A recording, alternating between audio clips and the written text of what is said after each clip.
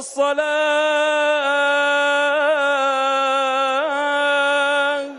الله أكبر. الله أكبر. أشهد أن لا إله إلا الله وحده لا شريك له وأشهد أن محمدا عبده ورسوله أرسله بالحق بشيرا ونذيرا بين يدي الساعة. الله أكبر. الله أكبر. اللهم صل على محمد وآل محمد وبارك على محمد وآل محمد وارحم محمد وآل محمد كما صليت وباركت وترحمت على إبراهيم وآل إبراهيم إنك حميد مجيد. وصل على جميع الأنبياء والمرسلين والشهداء والصديقين وجميع عباد الله الصالحين. الله أكبر. الله أكبر. اللهم اغفر للمؤمنين والمؤمنات والمسلمين والمسلمات الأحياء منهم والأموات. تابع بيننا وبينهم بالخيرات إنك مجيب الدعوات إنك على كل شيء قدير.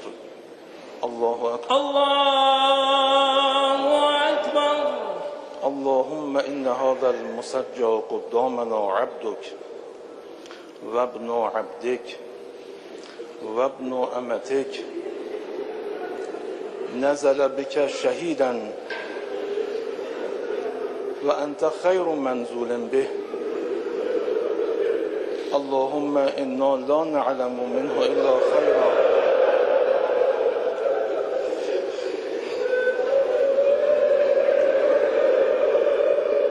وأنت أعلم به منا. اللهم احشره مع من كان يتولاه مع محمد وآل محمد وأبعده عمن كان يتبرأ منه. اللهم إنه كان وليا مرشدا وكان من الذين يجاهدون في سبيل الله ولا يخافون في الله لومة لائم وكان سلما لمن سالم الحق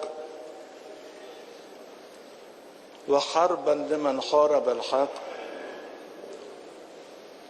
وكان وليا لمن والى الحق وعدوا لمن عاد الحق.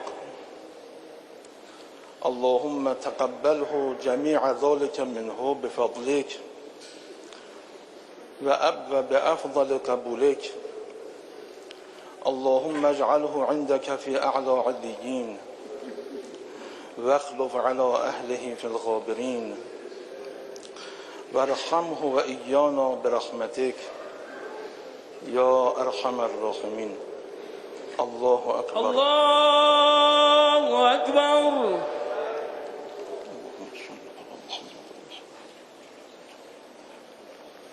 رحم الله من قرأ فاتحة مع الصلوات.